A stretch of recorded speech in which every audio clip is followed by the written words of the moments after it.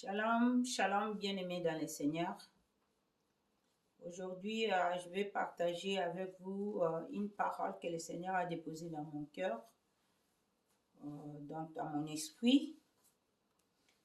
Je vais partager cette parole dans Ézéchiel, chapitre 22, verset 30. Je vais parler d'un intercesseur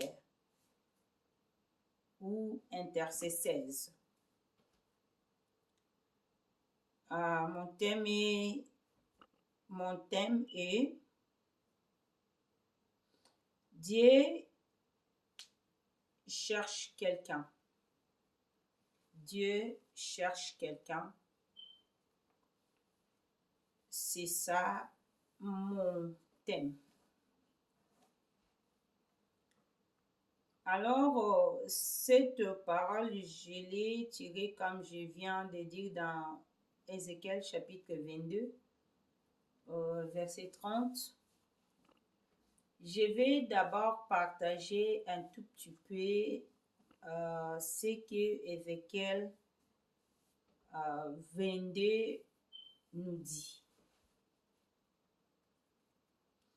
Avant d'arriver dans le verset clé que j'ai préparé pour parler à ce qui concerne l'intercesseur. Alors, Dieu parle au prophète Ézéchiel. La parole de Dieu dit, la parole de l'Éternel me fut adressée en ces mots. Fils de l'homme, il y avait adressé en ces mots, fils de l'homme, il y avait deux femmes. Oh non, ça c'est 23, pardon. Excusez.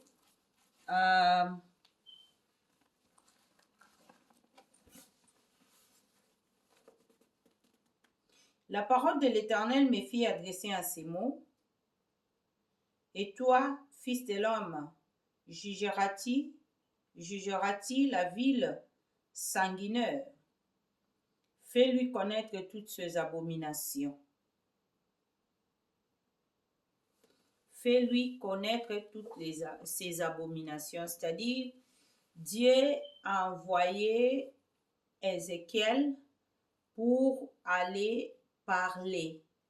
Il lui a dit, est-ce que jugeras-tu la ville sanguinaire? C'est-à-dire que la ville de Jérusalem, le pays d'Israël, les enfants d'Israël en général, et ils étaient dans l'abomination. Ils faisaient des choses qui ne plaisaient pas à Dieu. C'est-à-dire, il y avait des abominations qui se passaient dans le pays, parmi les enfants d'Israël. C'est pourquoi Dieu a parlé à Ézéchiel d'aller les faire connaître toutes ces abominations qu'il faisait dans le pays. En fait, ici, dans ce chapitre, Dieu a énuméré toutes les abominations que les enfants d'Israël faisaient. Il a cité des choses comme voici au-dedans de toi tout le prince d'Israël, ise de leur force pour répandre le sang. Ça, c'est dans le verset 6. Et dans le verset 7, la Bible dit, au-dedans de toi, l'on méprise père et mère. On maltraite l'étranger. On opprime l'orphelin et la veuve. Tu dédaignes mes sanctuaires, tu profanes mes sabbats. Il y a chez toi des calomniateurs pour répandre le sang. Chez toi, l'on mange sur les montagnes, on commet des crimes dans ton sein. Dieu reprochait d'Israël de faire toutes ces choses.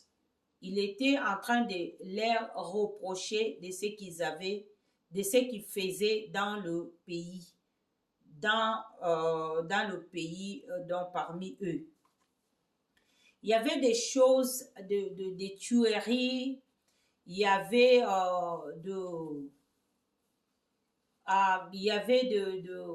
des abominations que les enfants d'Israël étaient en train de faire. Disons qu'ils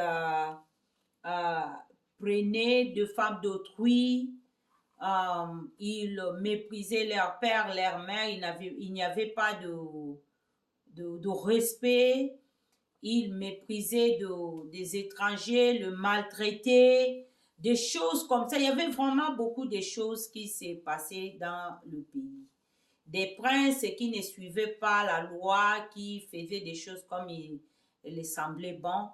Alors Dieu a vu tout cela, toutes ces abominations, c'est beaucoup, il a énuméré toutes ces choses dans cet chapitre de la Bible, dans Ézéchiel 22.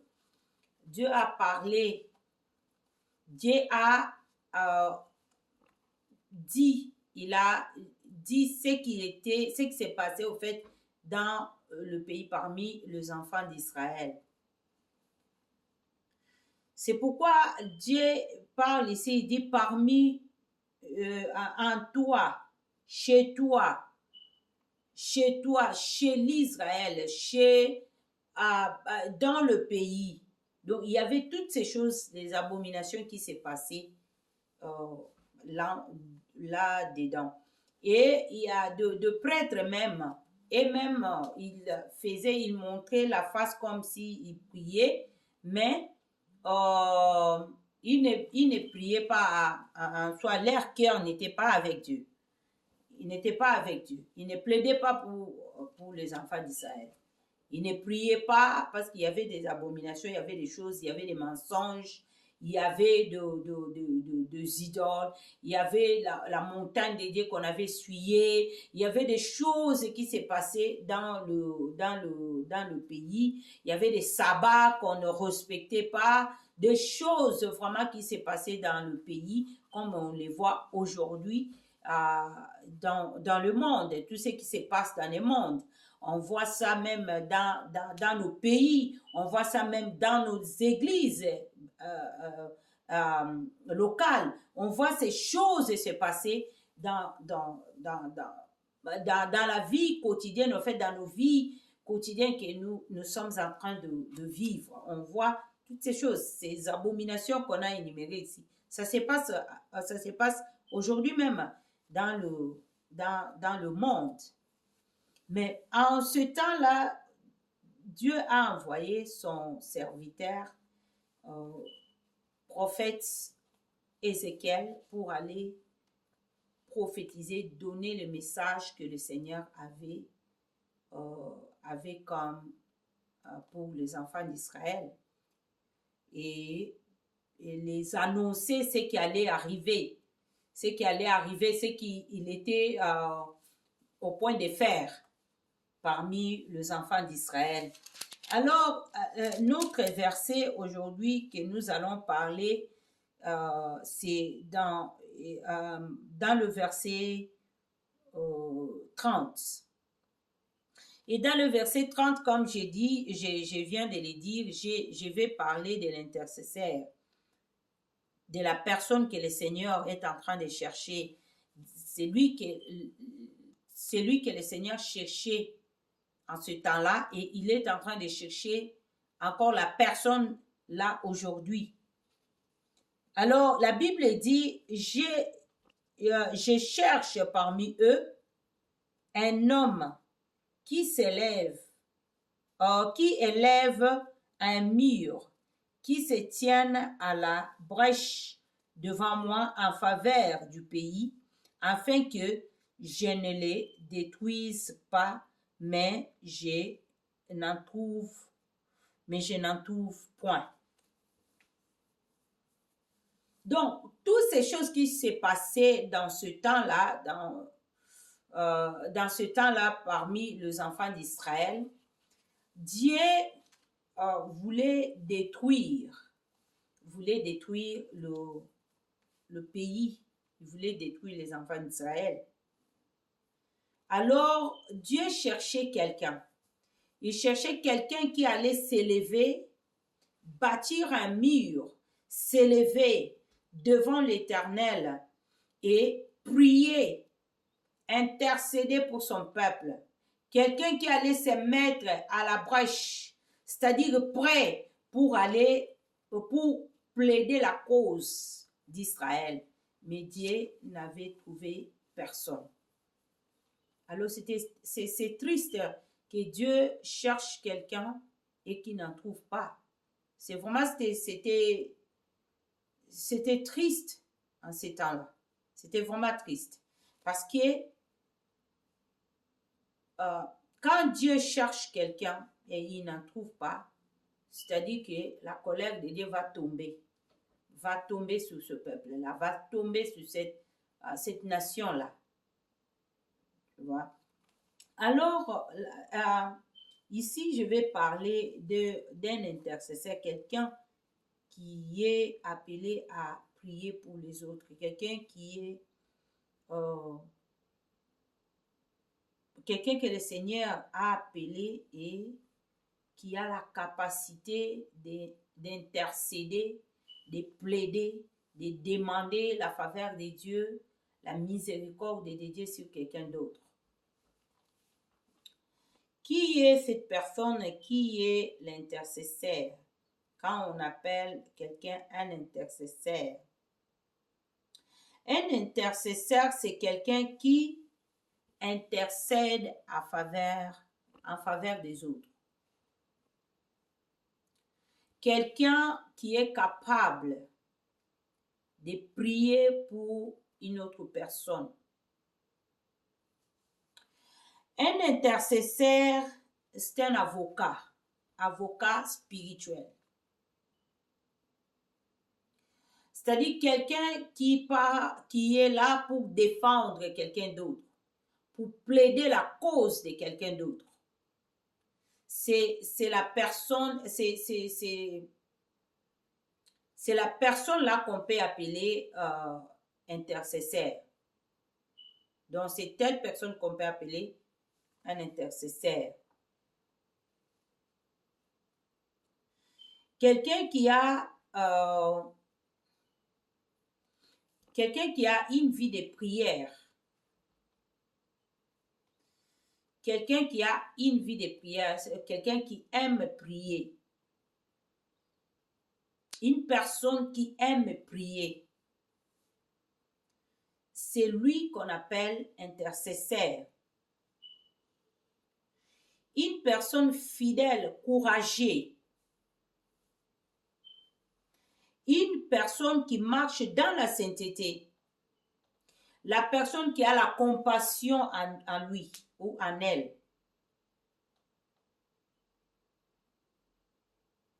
Une personne qui a la discrétion avancée. Qui a un cœur de garder quelque chose quand on lui dit quelque chose ou on lui parle de quelque chose, il a un cœur de garder ça. Il a ce qu'on appelle la discrétion. Quelqu'un qui a la vie de prière en lui. Quelqu'un qui a la compassion, un cœur de compassion. C'est telle personne qu'on appelle intercesseur. Donc, il a ces mandats-là de prier pour les autres. Il a un cœur de voir les autres comme lui-même. Il a un cœur de porter le fardeau des autres. c'est la personne comme ça qu'on appelle intercesseur. Alors, ce que je vais parler aujourd'hui, c'est l'intercession à qu'est-ce qui se passe au fait aujourd'hui, qu'est-ce que l'intercesseur voit et comment l'intercesseur peut agir par rapport à tout ce qui se passe aujourd'hui dans le monde ou dans des églises ou parmi ses amis, son entourage. C'est ce que je vais parler aujourd'hui. Alors, dans ces temps-là dans ces temps-là des enfants d'Israël, comme je l'ai dit, il y avait beaucoup de choses qui s'est passées, qui étaient abominables devant le Seigneur notre Dieu. Des choses qui étaient insupportables devant le Seigneur. Alors, Dieu dit, bon, je vais chercher quelqu'un. Je vais maintenant chercher quelqu'un, je vais voir s'il y a quelqu'un qui prie pour tout ce qui se passe parmi les enfants d'Israël dans le pays. Alors, Dieu n'a pas trouvé quelqu'un. Et Dieu, en ce moment-là, que Dieu n'avait pas trouvé, alors son châtiment était vraiment inévitable, allait vraiment tomber sur les enfants d'Israël. Alors, aujourd'hui, nous voyons des choses qui se passent dans le monde, nous voyons des choses qui se passent dans nos églises, nous entendons des échos, nous voyons, nous regardons ça dans nos télés, nous voyons ce qui se passe dans des news,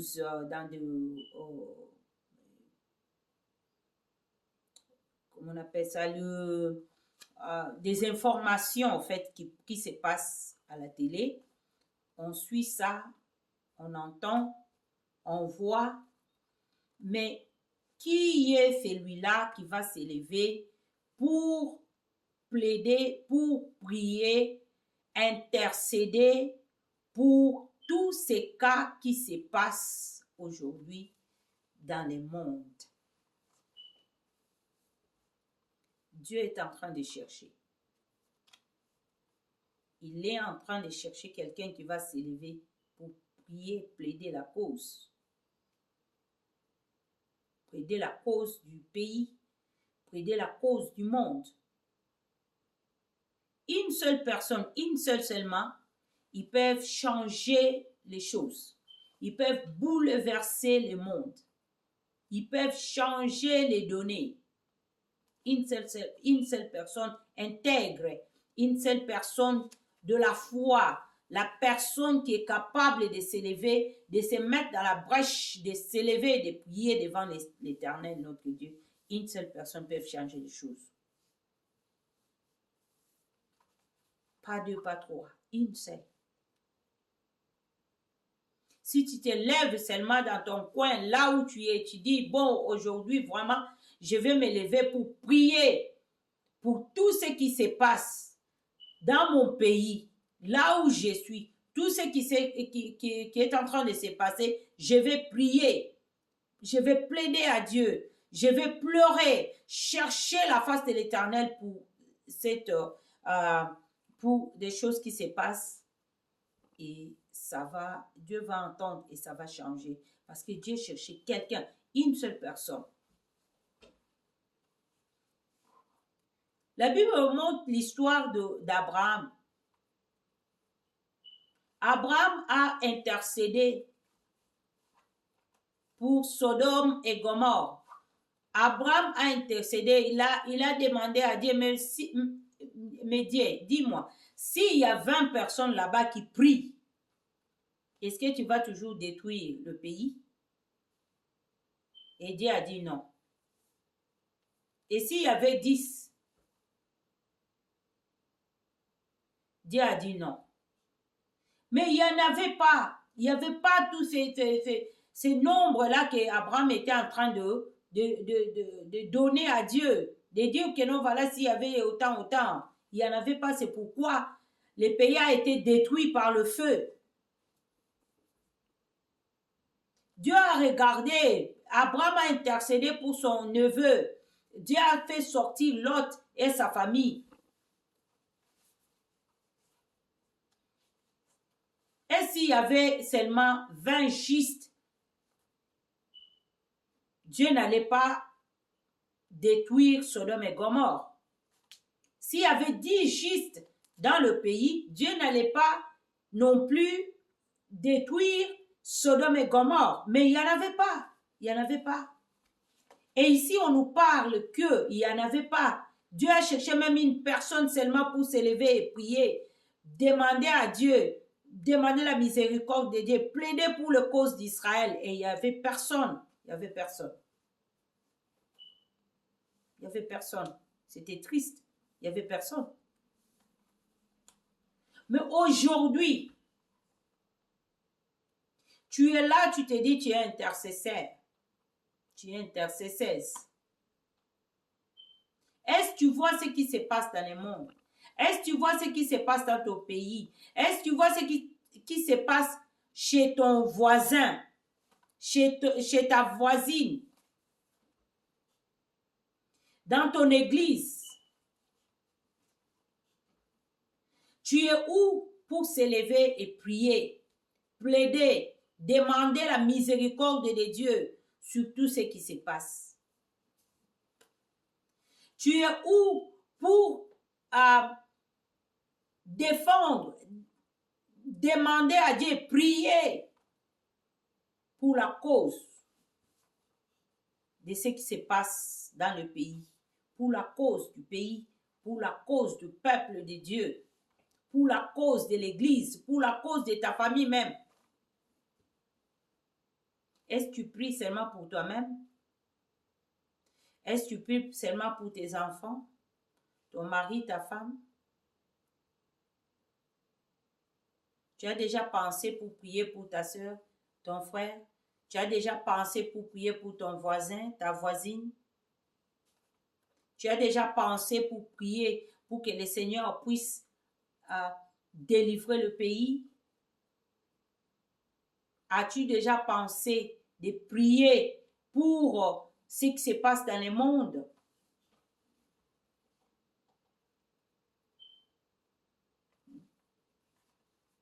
As-tu déjà pensé pour ça? Le Seigneur est en train de chercher quelqu'un. Il est en train de chercher quelqu'un qui va s'élever pour prier. Il est en train de chercher quelqu'un qui va s'élever pour plaider la cause des autres. Dans les pays où moi je suis, il y a des lois qui se signent déjà, qui vont être effectives bientôt.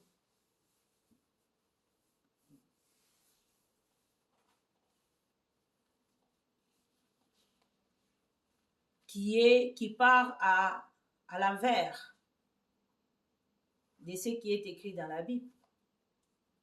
Et s'il y a quelqu'un qui s'élève pour prier, plaider la cause, qu'est-ce qui va se passer pour les chrétiens plus tard, dans des années à venir? Dans le monde, partout là où nous sommes, en tant qu'intercesseur, on est appelé à prier. En tant qu'intercesseur, on est appelé à s'élever, à plaider la cause, à dire, Seigneur Jésus, cette loi qu'on est en train de signer, ça part à l'envers de ce que toi, tu nous as donné comme loi dans la parole de Dieu, dans la Bible. Seigneur, nous voulons les changements. Nous voulons voir, prier, intercéder il y a de guerres qui se passent dans le monde.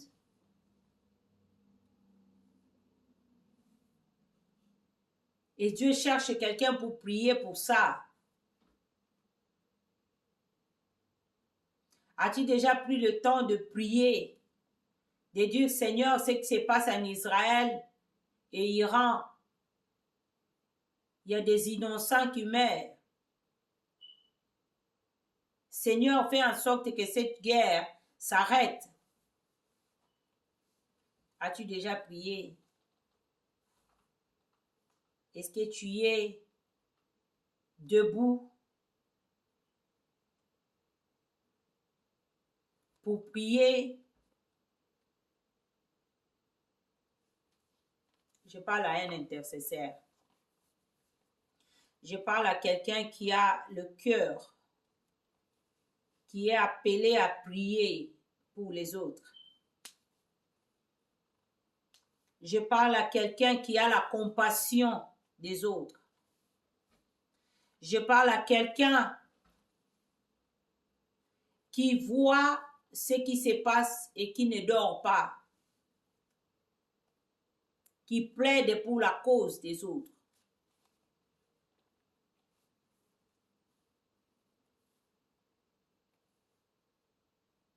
Le Seigneur est en train de toquer. Pam, pam, pam.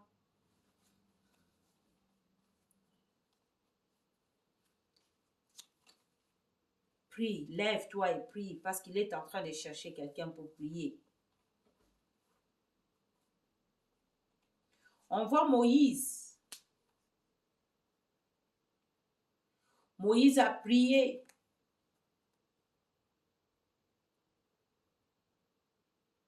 Il a intercédé pour les enfants d'Israël. Quand ils avaient désobéi à Dieu, il a intercédé. Dieu était au point de les punir.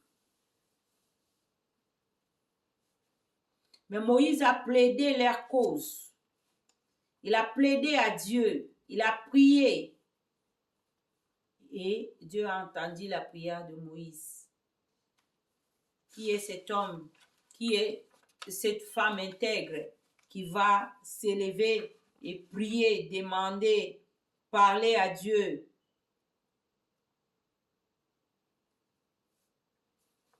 Parler à Dieu pour que le Seigneur puisse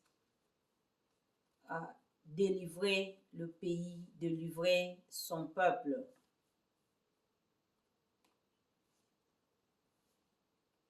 Je vais lire un passage dans le livre de Romains. Romains chapitre 8.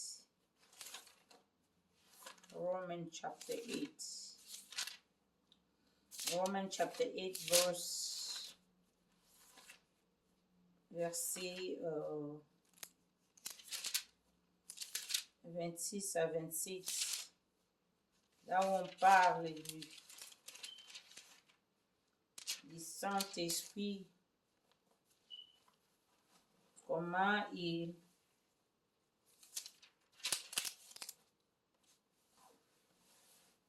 intercède pour nous. La Bible déclare, de même aussi l'Esprit nous aide dans notre faiblesse, car nous ne savons pas ce qu'il nous convient de demander dans nos prières, mais l'Esprit lui-même intercède par des soupirs inexprimables.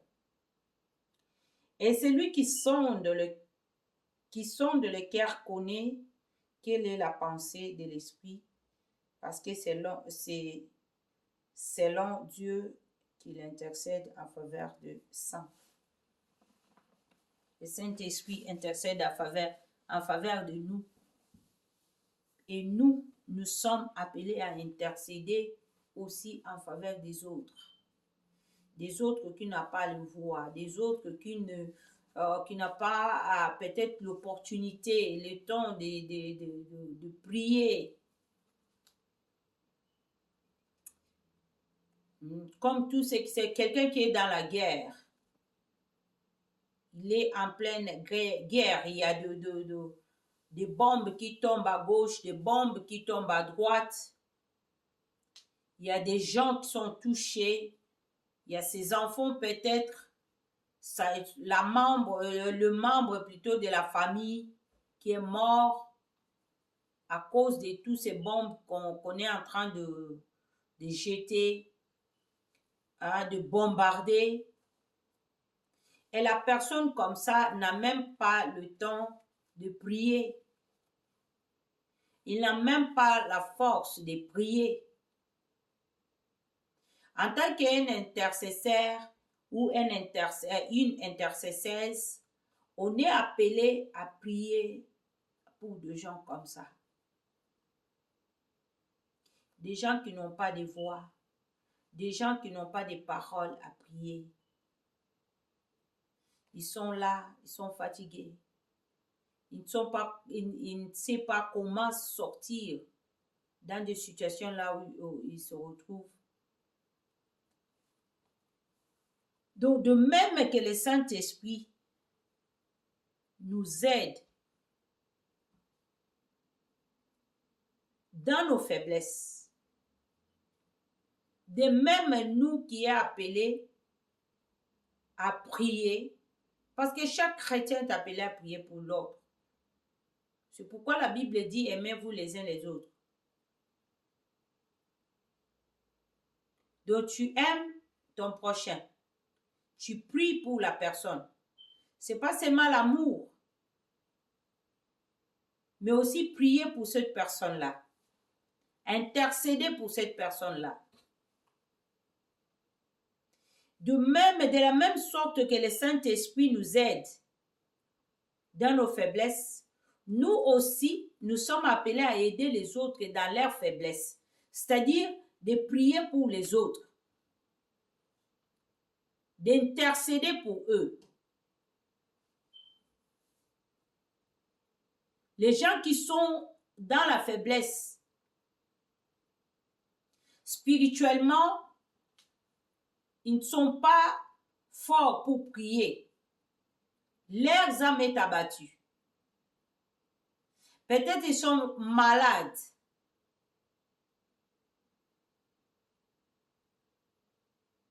Peut-être ils sont dans des positions où ils ne peuvent pas parler. Ils ne peuvent pas prier. Mais toi, dans la confort de ta maison, tu t'agenouilles et puis tu pries pour une autre personne que toi, tu ne connais même pas. Seigneur Jésus, aide tous les chrétiens qui sont dans des problèmes maintenant. Tous ceux qui sont captifs dans de prisons. Ils ne peuvent pas s'en sortir. Ils ne savent pas quoi faire. Tout ce qu'on a capturé pour les faire mourir, pour les tuer. Seigneur, aide. Seigneur, assiste-le. Tous les chrétiens qui sont dans des problèmes. Seigneur, aide ceux qui sont dans des guerres. Des pays qui sont dans des guerres. Aide-le, Seigneur. Que la guerre finisse. Que la guerre se termine. Qu'ils s'entendent. Seigneur, assiste. Tu vois, tu fais des prières comme ça. Toi, tu as fait seulement la prière. Mais tu ne sais pas